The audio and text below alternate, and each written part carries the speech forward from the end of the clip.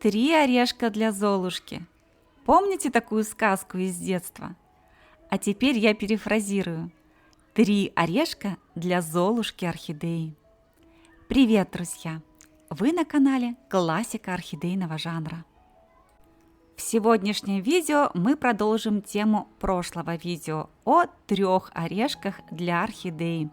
О маньчжурском орехе, грецком орехе и черном орехе. И если в прошлом видео я рассказала и показала вам, как приготовить настойку маньчжурского ореха на водке, то в этом видео я покажу вам орхидею, вылеченную в прошлом году с помощью этой чудо-настойки. Кроме того, в этом видео мы приготовим настой, водный настой листьев маньчжурского ореха для использования на орхидеях. Если вы не живете на Дальнем Востоке и в вашем распоряжении нет листьев маньчжурского ореха, вы можете использовать листья любого другого ореха – грецкого, серого, черного или ореха Зибальда. Все эти орехи – близкие родственники и идентичны по своему химическому составу, различается лишь процентное соотношение составляющих. И как всегда, ссылки на предыдущие видео по заданной теме я размещу в описании под видео и в первом закрепленном комментарии под ним. Там же я оставлю тайм-коды для удобной навигации по видео и быстрого перехода от одной части видео к другой. Но как всегда, обо всем по порядку. Фаленопсис голландских селекционеров с торговым названием Пират Пикати появился в моей коллекции в августе 2019 года, то есть в моем уходе без 2 месяцев 3 года. На мой взгляд, сорт просто великолепный, долго цветет, прекрасно держит цветы, не требователен и не капризен. Как часто бывает при заказе растения через интернет, мне не повезло. Я получила растение, у которого были повреждены листья, а это, на мой взгляд, одна из самых главных составляющих в организме орхидеи. На момент августа 2019 года YouTube-канала у меня еще не было. Тем не менее, воспользовавшись своими архивными данными в прошлом видео по этой теме, я разместила все фотографии сломанных листьев этого растения. Механические повреждения листьев сами по себе не очень страшны для орхидеи, пока к ним не присоединяется вторичная инфекция или грибковое поражение. Я много раз вам говорила, что любое механическое повреждение ствола орхидеи, листьев, корней – это всегда открытые врата для грибковых поражений, паразитарных инвазий и бактериальных инфекций. При благоприятных условиях содержания орхидей все это не так страшно для орхидеи.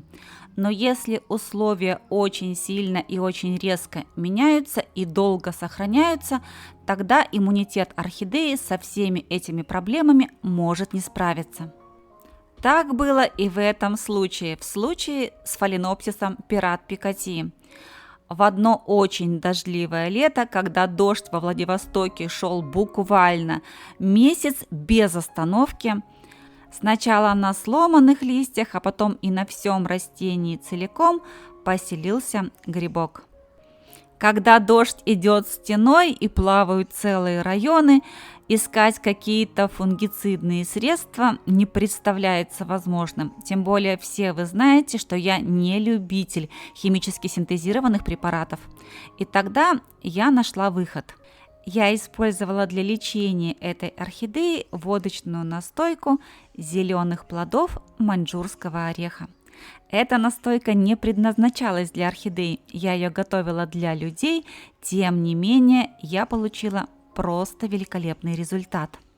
От сажистого грибка на листьях и стволе орхидеи удалось избавиться полностью, а другие виды грибков прекратили свое дальнейшее развитие.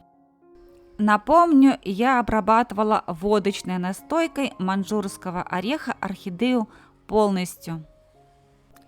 Кроме того, и это очевидно, настойка повысила иммунный статус этой орхидеи и запустила неведомые процессы быстрого, молниеносного развития этой орхидеи. Листовая масса стала развиваться так быстро, что я не успевала считать листья. На тот момент у орхидеи было 7 пар здоровых и красивых листьев. Корневая система тоже не уступала листовой массе в темпах развития. Корни росли везде, и вне субстрата, и в субстрате невероятно красивые и мощные корни. Ну и, конечно, апофеозом лечения явилось цветение. Такого цветения у пирата Пикатти в моей жизни видеть не приходилось. Пират Пикатти зацвел букетом более чем на 30 цветов. Было несколько цветоносов, и эти цветоносы я сформировала в форме шара. Есть отдельное видео по данной теме, и называется оно «Цветение пирата Пикатти в форме шара». Это цветение 2021 года вы видите сейчас на своих экранах. Цветение длилось более полугода. Пират Пикатти цвел все лето, вплоть до августа прошлого года. А потом на цветоносах пирата пробудились новые меристемные почки, и цветение продолжилось. Летнее цветение пирата Пикатти очень сильно отличается от зимнего. Цветы раскрываются совершенно другого, более теплого, более бежевого цвета. Я показывала вам все эти цветения в летних видео прошлого года, и если вам интересно, вы можете посмотреть их на канале. И эти кадры я тоже вам показывала. Так, в феврале 2022 года началось новое цветение пирата Пикатти сезона 2022. И, конечно же, я обещала вам показать это цветение в полном распуске, и пришло время выполнить это обещание. К 8 марта этого года пират Пикатти распустился практически полностью. В этом сезоне цветения у него 2 цветоноса, не распустились лишь несколько бутонов на каждом цветоносе.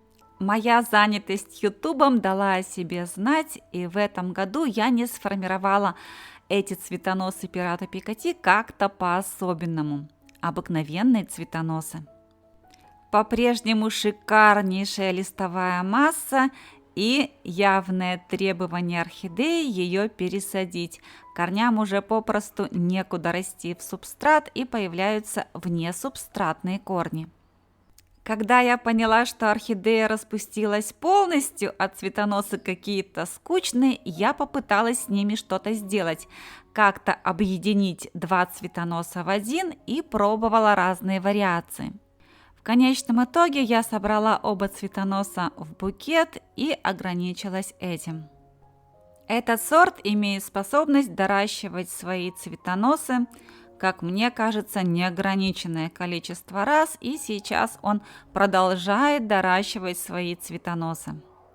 Ну а пока вы будете любоваться групповыми съемками с участием пирата Пикатти, я еще раз напомню вам свойства настойки зеленых плодов маньчжурского, грецкого, черного серого, а также ореха зибальда. Настойка обладает ярко выраженными и очень сильными антибактериальными, фунгицидными, бактерицидными и противопаразитарными свойствами. Кроме того, настойка является очень сильным и качественным иммуномодулятором, то есть очень повышает иммунный ответ орхидеи. При этом не только спиртовая настойка или водочная настойка обладает такими свойствами. Подобными свойствами обладает и водный настой коры и листьев орехов. Как я уже говорила в предыдущем видео, самое лучшее время для заготовки листьев орехов – это конец июня и весь июль. Листья можно заготовить впрок. Я листья маньчжурского ореха сушу, они прекрасно сохнут, а затем хранятся в хорошо воздухопроницаемых упаковках. Это может быть бумажный пакет, обыкновенная картонная коробка, все что угодно, лишь бы сухое сырье могло дышать.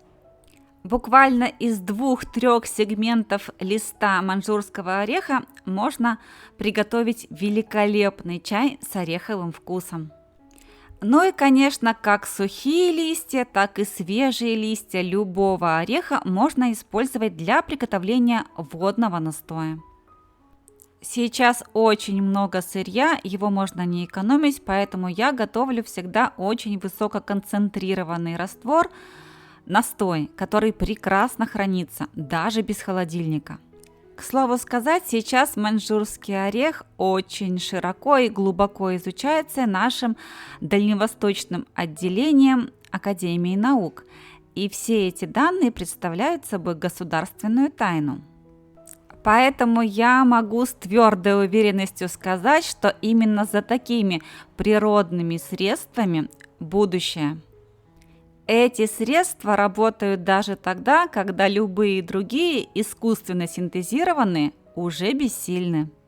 И это касается использования природных средств не только на орхидеях, но и для человека. Итак, для приготовления настоя заполняем подготовленную тару из стекла или керамики на 1/3 чистым сырьем. И начинаем заливать водой температурой 70-80 градусов Цельсия. Еще раз обращаю ваше внимание, что для приготовления настоев я никогда не использую кипяток. Максимальная температура для приготовления настоя 90 градусов Цельсия. Мы сохраняем все витамины в средстве, в природном средстве, а витаминов и прочих полезных химических соединений в листе маньчжурского, грецкого или любого другого ореха просто превеликое множество. Очень быстро закрываем настой крышкой, максимально быстро. Вода практически сразу начинает окрашиваться, и это очень хорошо. Ну а дальше все как всегда. Укутываем чем-то теплым и выдерживаем минимум 12 часов. Конкретно эту настойку листа маньчжурского ореха я готовила за полчаса до того, как разрезала ножами погружного блендера себе 2 пальца. И поэтому эту настойку я не использовала через сутки. И смогла пронаблюдать, как используют производители кисломолочных продуктов лист маньчжурского ореха в качестве великолепной закваски. При этом от настоя стал исходить очень приятный аромат. Еще через пару дней настой перестал пениться и в дальнейшем хранился даже без холодильника очень долго. Во всяком случае, пока я его полностью не израсходовала. Как и для чего я использовала настой? Если вы не в первый раз на этом канале, то наверняка знаете, что большинство нецветущих моих орхидей содержатся на открытом балконе в осенне-весенне-летний период. Когда ночные температуры перестают понижаться ниже плюс 15 градусов, орхидеи ночуют на этом балконе. Часто в нашем приморском климате случается такое, что в ночное время погодные условия резко меняются и начинаются сильные дожди. Вот так проснешься утром, а за окном просто штормовой ветер и дождь. И орхидеи, конечно же, находятся под этим дождем и этим ветром. Как говорится, из огня да в полымя. Так и существуют мои орхидеи. Из-под палящего солнца да в штормовой ветер и проливной дождь. И настой листьев, и настойка плодов маньчжурского ореха позволяет моим орхидеям быстро реагировать на изменяющиеся природные условия. И не просто реагировать, не просто прекрасно расти, но еще и цвести. Как многие из вас знают, моя коллекция не ограничивается только фаленопсисами. В ней большое количество и других видов орхидей, от пафиопедилумов и до ванд. Обрабатываются абсолютно все растения с регулярным пребыванием на открытом балконе. Всего 100 мл настоя листьев маньчжурского ореха на пульверизатор объемом 2 литра обеспечивает мои орхидеи надежной защитой от насекомых, от бактериальных и грибковых инфекций. А бывает, что растения нам уже достаются с серьезными поражениями. И тогда я применяю неразбавленный настой листьев маньчжурского ореха или настойку из его плодов. Я просто смачиваю кисточку в неразбавленном настое или настойке и обрабатываю пораженные участки несколько раз. Такие обработки не только предотвращают дальнейшее развитие патологии, но и дают орхидее толчок к бурному развитию. Другими словами, мы не просто лечим орхидею от грибковых, бактериальных или паразитарных инвазий, а еще и повышаем иммунитет орхидеи. Таким образом, сделав настой или настойку из составляющих маньчжурского или любого другого ореха, мы получаем средства 3, а то и 4 в одном.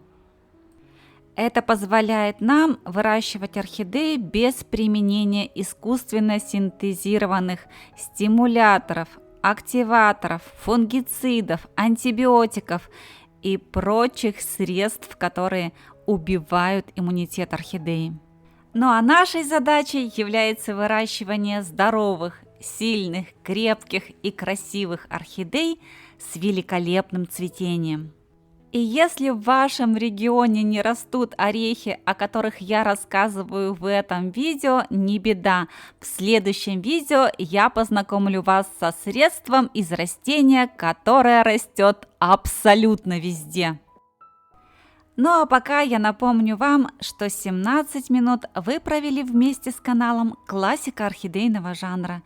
И если вам понравилось это видео, если вы захотите вернуться на канал вновь, поставьте, пожалуйста, пальчик вверх под видео, подпишитесь на канал, если раньше вы этого не сделали, жмите на колокольчик, чтобы первыми получать уведомления о выходе новых видео. И оставайтесь со мной, ведь впереди у нас много интересного.